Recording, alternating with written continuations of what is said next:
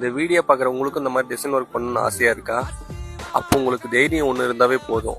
உங்கள் பெயிண்ட் நண்பர்களுக்கு இந்த வீடியோ ஷேர் பண்ணி உங்களுக்கு டிசைன் பண்ண ஆசை இருக்கா ஆனால் பயமாக இருக்கா பண்ணுறதுக்கு, அப்போ இந்த வீடியோவை முழுசாக பாருன்னு சொல்லுங்கள். அட ஆமாங்க, இந்த டிசைன் பார்த்தீங்கன்னாக்க எந்த ஒரு டிசைன் மெட்டீரியல் வச்சு நான் பண்ணலை. சாதா பெயிண்ட்டு, ஒரு காட்டன் துணி, இவ்வளோதான். இதை வச்சு தான் நான் பண்ணியிருக்கேன். இந்த டிசைன் பண்ணுறதுக்கு எனக்கு தேவையானது பார்த்தீங்கன்னா திறமையும் அனுபவம் மட்டும் இல்லை, அதுக்கு ஒரு படி மேலே தைரியம். அந்த தைரியத்தை வச்சு தான் இப்படி பண்ணால் இது நல்லா சரியாக வரும் அப்படின்ற ஒரு நுணுக்கத்தில் நான் பண்ணியிருக்கேன். ஆமாங்க, உங்களுக்கு டிசைன் பண்ணணும்னு ஆசை இருக்கு ஆனால் சொதப்பிடுமா அப்படின்னு நினச்சிட்டே இருந்தீங்கன்னாக்கா அது சரியாக வருமா சொதப்புமான்னு தெரியாது.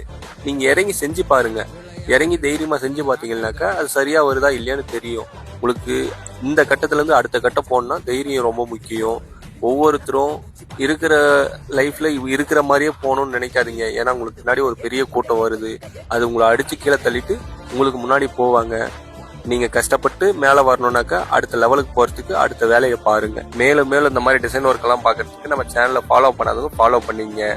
உங்களுக்கு யாருக்காவது இந்த டிசைன் ஒர்க் வேணும் அப்படின்னாக்க நம்மளை கான்டாக்ட் பண்ணுங்க. இந்த மாதிரி டிசைன் எப்படி பண்றது அப்படின்ற ஐடியா வேணும் அப்படின்னாலையும் நம்மளுக்கு நீங்கள் கமெண்ட் பண்ணுங்க, இல்லை கால் பண்ணுங்க, நான் கண்டிப்பாக சொல்லுவேன். ஏன்னா நானும் அடிபட்டு தான் வந்திருக்கேன், அதனால கண்டிப்பாக ஹெல்ப் பண்ணுவேன் நான்.